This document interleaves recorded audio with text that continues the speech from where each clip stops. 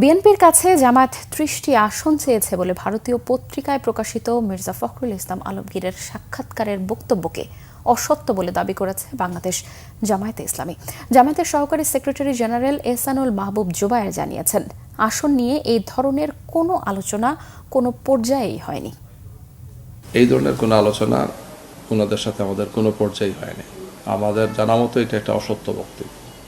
এই ধরনের কোনো আলোচনা বিএনপির কারোর সাথেই হয় নাই, ওনার সাথে তো না, কারোর সাথে আমাদের হয়নি। সরকারের কাছে তো দাবি দিতে হয়, অন্তর্বর্তীকালীন সরকারের কাছে আমাদের এই দাবি যেন কাকে চাপে রাখা বা কাকে খুশি করার জন্য এটা আমরা করি নাই।